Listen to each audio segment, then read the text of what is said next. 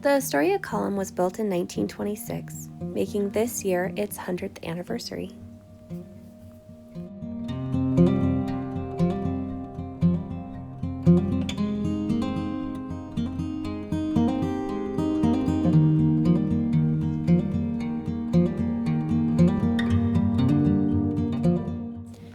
To help you find the column, they have images like this painted on the road, pointing you in the right direction.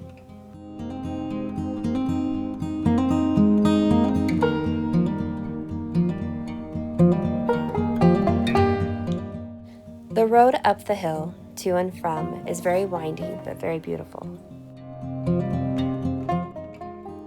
The Astoria column commemorates the Pacific Northwest's history, such as Native American settlement, Captain Gray's arrival in 1792. He was the first American to navigate the Columbia River. Lewis and Clark's expedition. They spent the winter of 1805 to 1806 near Astoria before their return trip to St. Louis. And the railroad's arrival connecting Astoria to the rest of the world. A popular tradition is buying a biodegradable balsa wood glider at the gift shop, put your name on it, climb to the top of the column, and launch it to glide down in the wind. Then you can hike into the nearby forest to retrieve your glider. Whoa, look at that one go! It's on the tree? Yeah, I think he's gonna land in the tree.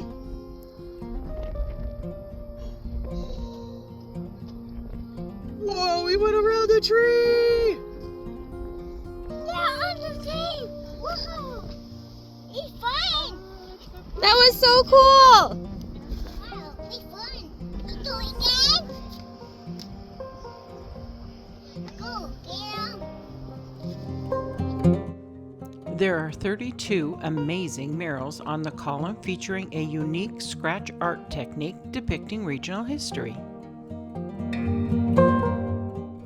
If you are intrigued by the artwork, if you go to the Astoria column website and go to Learning, you can have a breakdown of what each image means, and they will tell you the story. In 2005, as part of the Lewis and Clark Bicentennial, the city and friends of the Astoria column raised a bunch of money for upgrades to the property. They upgraded the lighting, and in 2008, they got a new spiral staircase. The column is 125 feet high, with 164 steps to get to the observation deck.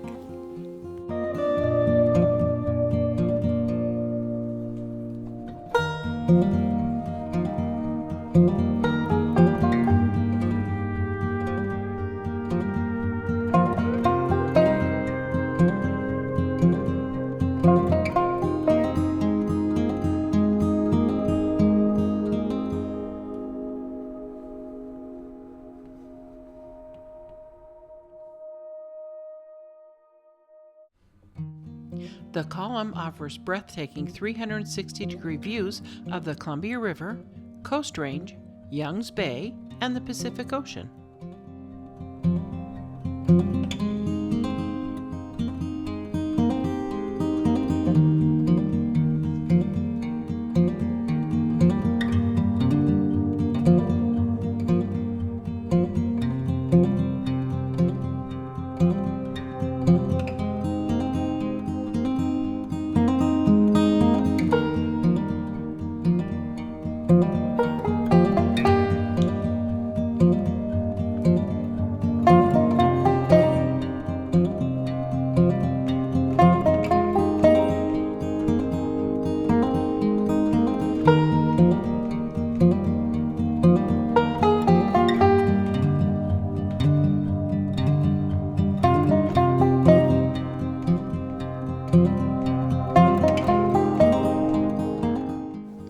If you can see the Astoria column from the town at night, you will see a light show every hour on the hour of color-changing lights.